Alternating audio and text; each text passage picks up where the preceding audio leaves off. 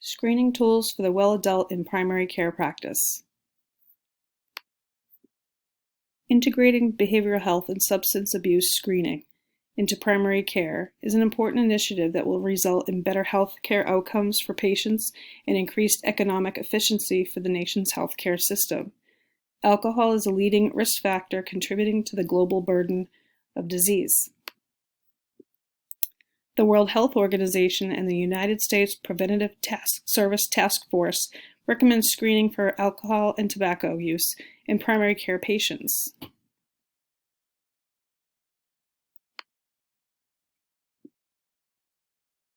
Screening and brief interventions in primary care settings has long been advocated for preventing harm from excessive alcohol use.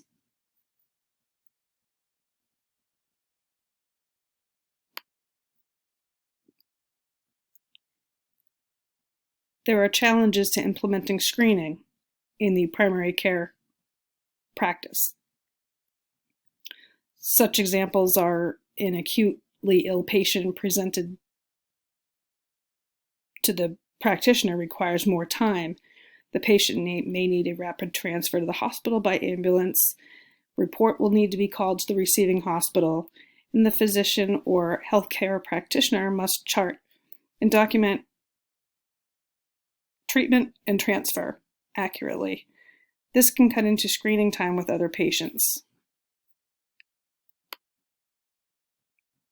Another tool that can be used in screening is depression screening tool.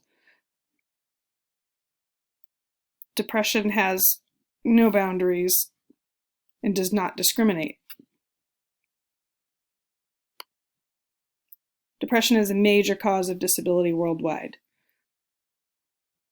Includes increased risk of self-harm and other comorbid general medical conditions.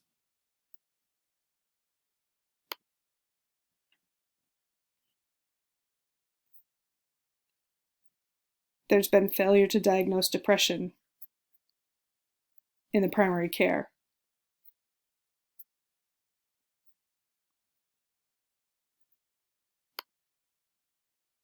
One of the problems may be that depression screening was not a standard billable service, and that could have led to insufficient or no screening at all in primary care medicine. Another screening tool that can be used in the primary care practice is intimate partner violence screening. The World Health Organization describes this as any behavior within an intimate relationship that causes physical, psychological, or sexual harm to those in the relationship.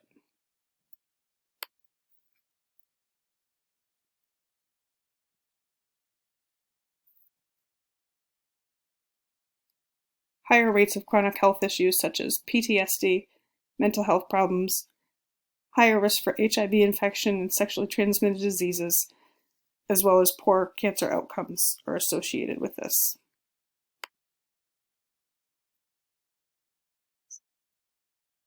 Common signs of intimate partner violence are broken bones, headaches, psychosomatic complaints. Sometimes people will present to the emergency department multiple times throughout the year.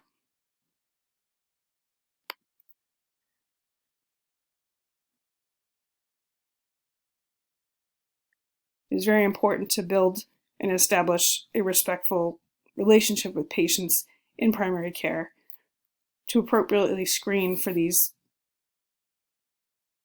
common problems